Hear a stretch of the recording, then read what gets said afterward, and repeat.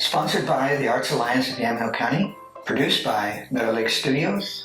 I'm Mike from Meadow Lake Studios. I'm Liz from Meadow Lake Studios.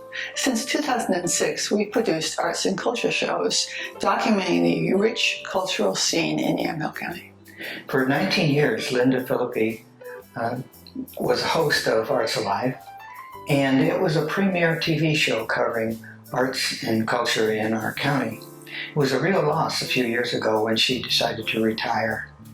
We were honored when the Arts Alliance asked us to carry on the Arts Alive tradition. One of the first Arts Alliance programs was the Art Harvest Studio Tour. There are 38 artists on the tour in 2019. Recently we visited with Kathleen Buck, Bonnie Hickerson, Eve Delavilla, and Natasha Novakroff. Kathleen has been an Art Harvest Studio Tour artist for most of its 26 years. We'll let her introduce the tour.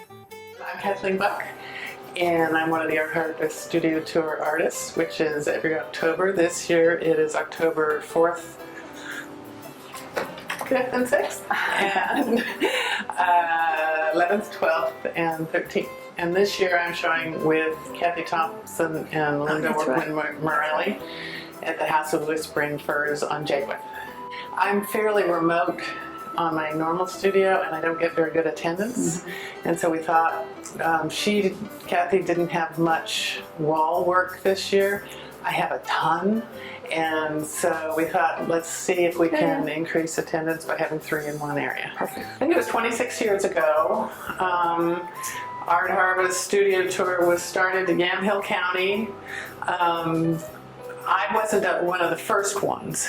But after about 3 years, I thought, oh, what a good idea. And I applied, and I've done it yearly since. Yeah. It was one of the very first studio tours, and people love studio tours because it's less intimidating than a gallery. Not that galleries are necessarily intimidating, but a lot of people think they are. Yeah.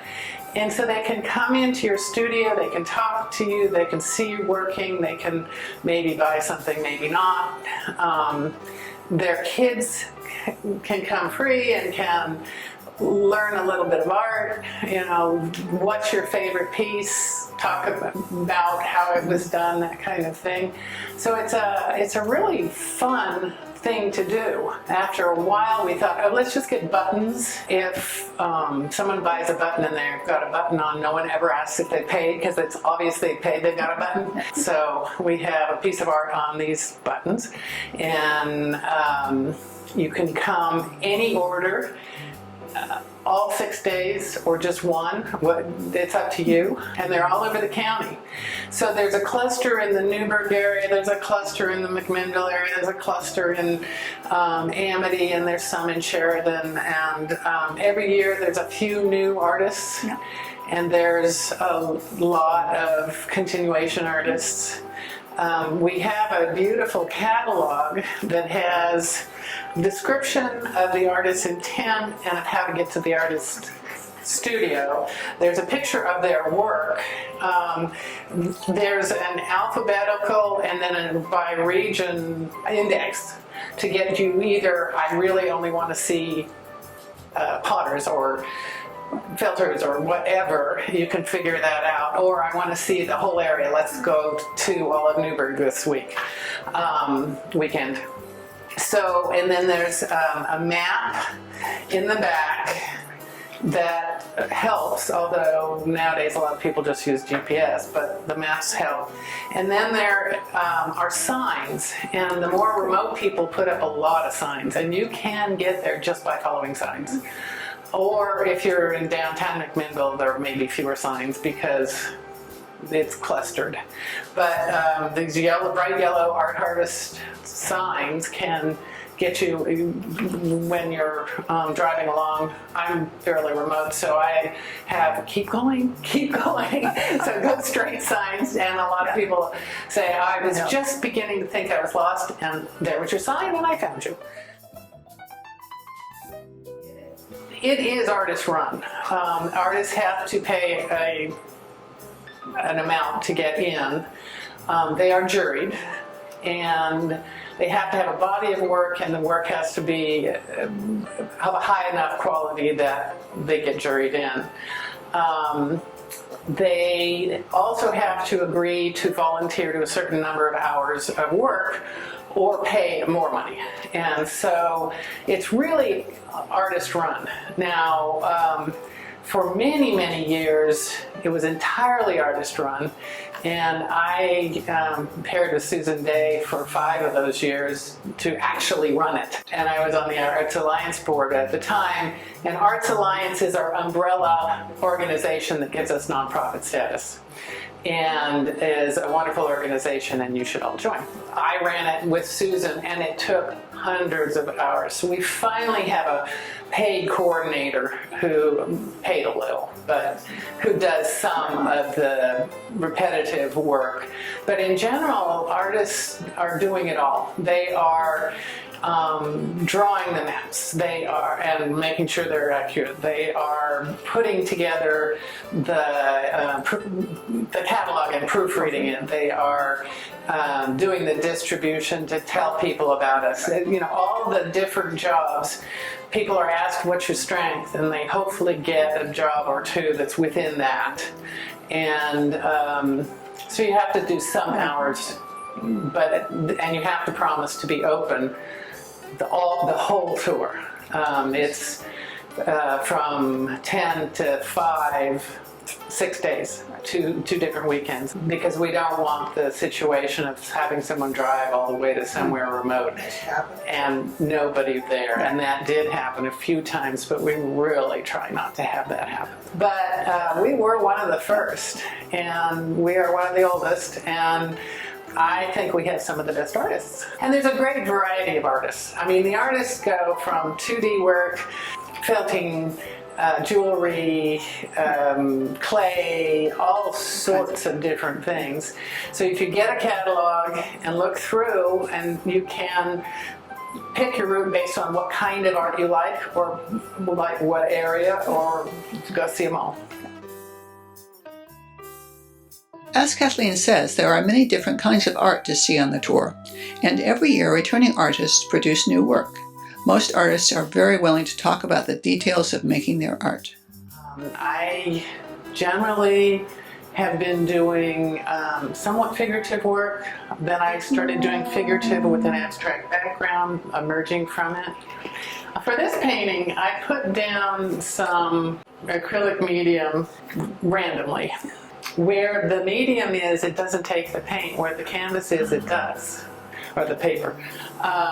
So then I started putting, again, on a limited palette, putting my colors down and trying to see what was emerging.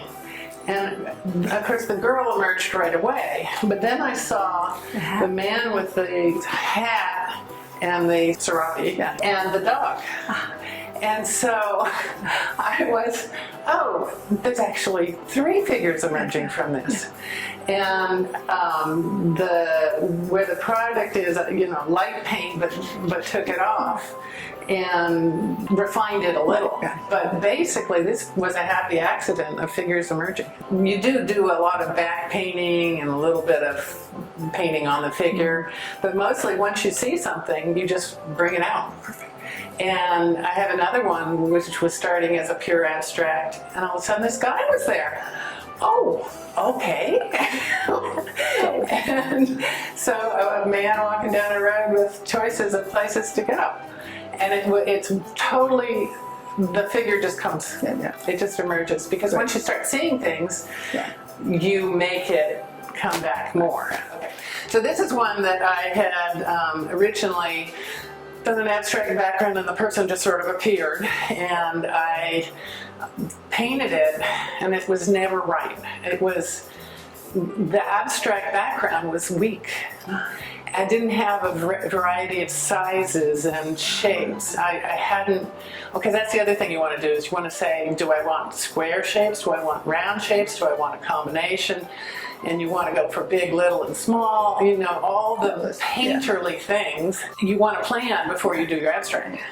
I kept the person, and I revised the background. And I think I got it a lot stronger, because now I have a variety of sizes. I have a real aim of where I'm going. I know what my composition is. I still have a limited palette, but I think it worked a lot better. And I have recently been playing with total abstract. In fact, I took a course, and it's really interesting. To do abstracts, you don't just throw paint around. You have to have a concept of either a mood or a feeling of what you want to show. You need a color palette, generally a somewhat limited one of 2 or 3 colors, and maybe with a contrasting one, and then a composition in mind. And you can have 3 or 4 compositions within one painting, but you want to know where you're going before you start. And then you throw paint around and you can veer somewhat, but it's interesting. If you think your composition is going to be a bridge and a 1/3, 2/3 and something else like that, and you've finished painting and you wonder, is it any good? If you look at it and go, oh, I left out one of my compositional elements, you can tell that it's not as good as it should be. Interesting. So that's sort of where I started, and I've been doing lots of abstracts.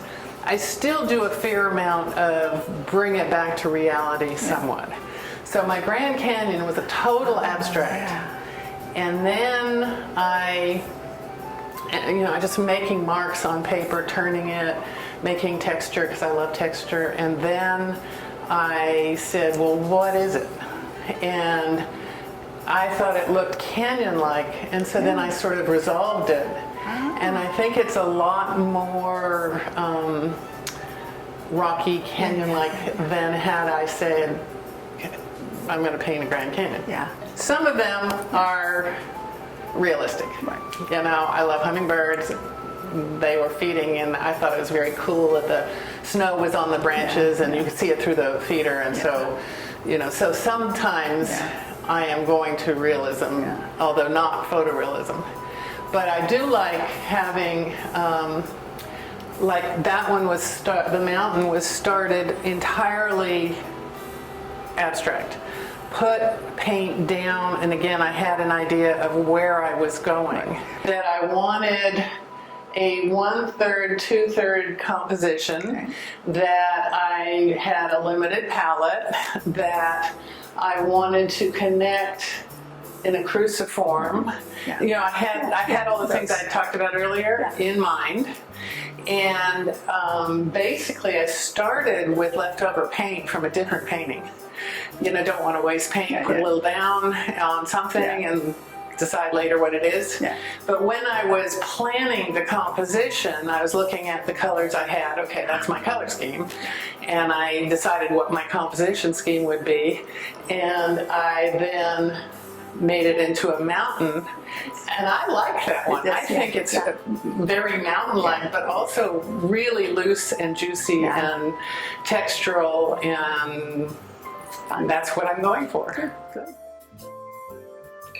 There are many ways people come to be artists. Bonnie Eckerson in Amity describes her wonderful journey on becoming an artist. I had already been teaching, but I was moving to, it was time to move. And so I was applying for different jobs, and I applied for one that was with either art as a science focus or science with a little bit of art. And so I was kind of like, well, that sounds fun, and I liked science, and I had really not done art. And so I went in for the interview, and they wanted me to give an on-the-spot lesson. And so they wanted me to teach primary colors, and as I'm walking down the hall, I'm kind of thinking, okay, I think I remember what primary colors are. And I got in and I taught the lesson. It was summertime, and some of the teachers' kids were at the school, and so I taught the lesson, and they hired me. So I decided, well, this sounds like a lot of fun. But then I also decided that I had to teach myself how to do art because I didn't want to be a hypocrite. So it turned into my best teaching job ever. I had so much fun. You could call Bonnie a painter, but she uses much more than paint. It started with pounding wire, making shapes with pounded wire, and then just adding metal. And so I really liked putting metal into the work. And so now it's I'm doing a lot of found objects and different things that are incorporated. I just completed a piece. It has ViewMaster reel on it. I have a switch, so the ViewMaster reel is attached to a clock movement. I attached it to the minute hand. I wanted it to be lit up, so I have an LED light in there with a switch that's incorporated into the piece, so you can turn the light on and see the picture on the ViewMaster. The clock movements have given me more ideas. The week between the open studio weekends, many tour artists host special student group. We asked Bonnie if she participated in the student tour. Last year I had some middle school students come through, which was a lot of fun. We did a hands-on project, and it was just fun because they were interesting. Oh, I also had a homeschool group come through, and they were really fun because they were inquisitive. The type of students that you hope you always get through your classroom that are really smart and challenge your thinking. Bonnie's studio is above her garage. And if it's a warm weekend, I'll kind of spill it out onto the lawn area. But I set up the garage, and our garage is a finished garage. We have picture rails in it. My studio's upstairs, so if somebody's not able to go upstairs, they can still enjoy the artwork. And if the weather's nice, I'll set myself up on the deck to work on things. I will be working on things this year. Last year, not so much, but this year I decided I am going to be working on things so that hopefully I can keep myself more relaxed. Yeah. But my studio will also be open for anybody who wants to go upstairs. Super. Bonnie describes the triptych she has in a cultural center show. This is shooting arrows at each other and the color disparity between races. And then we go into this piece where we've got the people still living fairly primitively. I see it as moving more towards peace, and then the future where there's just the peace. To me, it's more peaceful, and it's just everybody getting along. We asked Bonnie what she calls her style of art. What do I call what I'm doing, and what do I call it? And it occurred to me that I'm always experimenting. I decided that I'm an experimental artist. I used to call myself an abstract artist. The more I thought about it, it's like, well, it's abstract, yes, but I also have some realistic aspects, and I do some realistic art.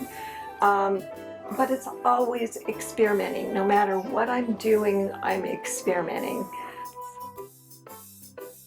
This is Eve's first year on the tour. She shows in McMinnville and told us how she came to art at an early age. Always been exposed to it a lot with my parents. Parents both studied art in Paris in the 1920s. There was art always, and I was dragged to galleries and all of that and exposed to it. Really loved it, and then always had all the material that I wanted to experiment with and play with, and of course I was encouraged, and they never said, well, what is it or something. They would say, oh, it's bold, it's wonderful, tell me about it, and things like that. So there was none of that, get self-conscious about their artwork. We sold and I retired. I took a class over here at the Senior Center, pastel class, and it just let me play with this stuff. And I liked it. I had fun. So I bought myself a set and I started fooling around. I like to do kind of wild and weird things. So the first few things I did, I thought, oh, I had a cat and I liked the cat, so I drew cats. And then I thought, well, this is wine country, so I did cats with wine, and I thought, oh, I'll make naughty cats, and I had them knocking over wine glasses and things like that. And since I just like to splash color on stuff and draw, I'm like a little kid now with a new box of crayons. I've also kind of branched out to oil pastels, which are different, and polychrome pencils, which I really have a lot of fun with. Get really vivid colors and and I can do detail. Sometimes I want to do detail, sometimes I don't. It makes an interesting medium, and I've experimented with some of the others, playing with this stuff. I did another one, sort of Chagall'ian, reminds me of Chagall and his simplicity, and it's definitely playing. I don't always know what I'm going to start with, and I just kind of have fun with the colors and the shapes and things. We asked Eve what she likes about the tour and how she came to participate in it. Just fun to see the landscape, see the where these people work. And I thought, heck, I've gone to it and taken the tour and really enjoyed it. And I just thought, heck, I'll try. See if they accept me, I'll do it. And again, I have friends that say, oh, do it. I guess I don't want to grow up. And I guess I haven't. 2019 is Natasha's second year on the tour and her first showing in her own studio. Oh, I love meeting strangers, you know. I love people. I'm a people person, so that is the best part of it.